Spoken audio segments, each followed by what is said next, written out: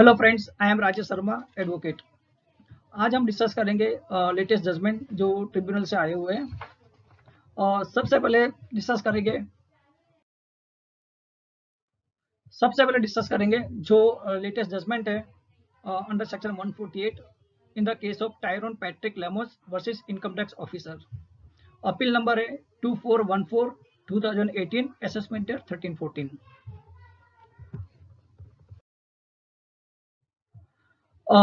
इस केस में क्या हुआ था कि असेसमेंट कंप्लीट हुआ under section 143 reduce section 147 of the income tax act.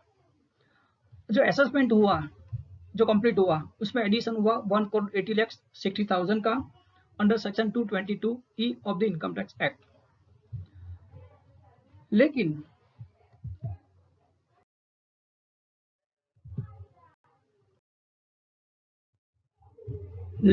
जो रीजन्स रिकॉर्ड हुए थे केस रीओपन करने के लिए, जो रीजन्स रिकॉर्ड किए गए थे वो बहुत ही जरूरी है पढ़ना। तो जो रीजन्स रिकॉर्ड हुए थे वो थे कि on verification of the ITS details, it is noticed that the SSE has purchased immovable property worth rupees 1,72 lakhs on 16 August 2012. Further, the SSE is contract receipt of rupees 47,539.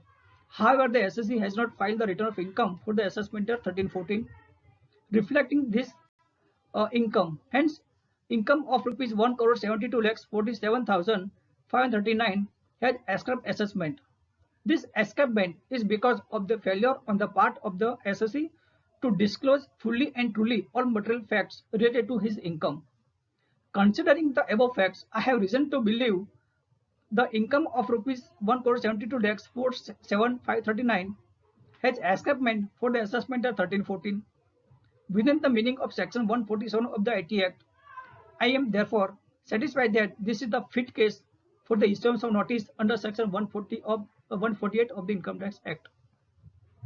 Means इस पूरा record को आप अगर ध्यान से पढ़ोगे तो उसमें आपको पता चलेगा कि असेसिंग ऑफिसर का माइंड में जब ये नोटिस इश्यू किया गया तो असेसिंग ऑफिसर का माइंड में क्या चल रहा था। असेसिंग ऑफिसर के माइंड में ये था कि भाई जो एसएससी ने जो इम्बोल प्रॉपर्टी परचेज करी है 1,72 लाख की और कुछ कॉन्ट्रैक्ट रिसिप्ट है छोटी बड़ी 47,000 की, तो ये कुछ उनका है तो वो और उसने रिटर्न नहीं फाइल किया है तो ये कुछ एस्केपमेंट ऑफ असेसमेंट लग रहा है। तो उस असेसिंग ऑफिसर का माइंड में ये चल रहा था।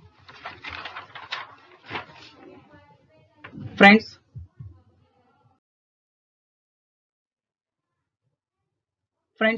अब असेसमेंट कंप्लीट हुआ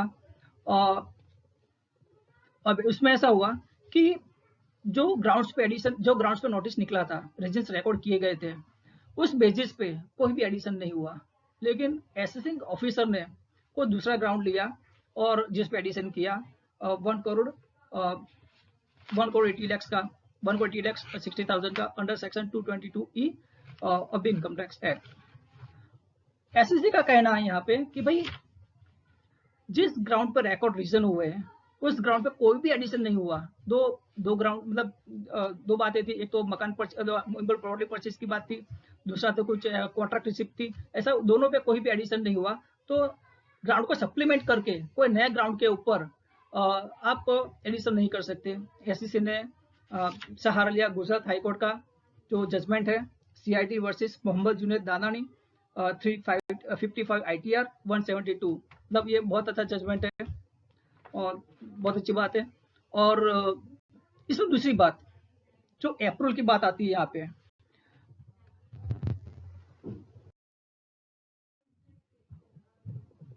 और इसमें दूसरी बात जो अप्रूवल ली जाती है जो हायर अथॉरिटी से अंडर सेक्शन 151।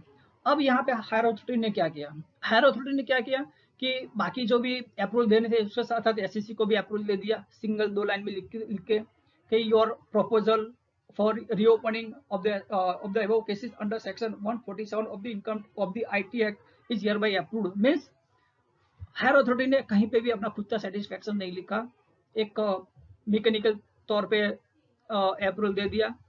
तो ट्रिब्यूनल का कहना है कि भी जहाँ पे कोई सेटिस्फेक्शन रिकॉर्ड नहीं हुआ है, जहाँ कहीं पे माइंड अप्लाई नहीं हुआ है, तो ऐसे जजमेंट की कोई वैल्यू नहीं है।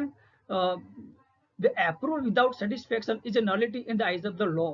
मीन्स ऐसे जजमेंट की कोई, ऐसे अप्रूवल की कोई मान्यता नहीं है। और जो जजमेंट है वो अपील जो एसएससी के फेवर में गया, तो मेरे ख्याल से ये जजमेंट बहुत ही काम का है फ्रेंड्स, आपको आगे काम में लग सकता है। Friends, thanks for watching video, thank you.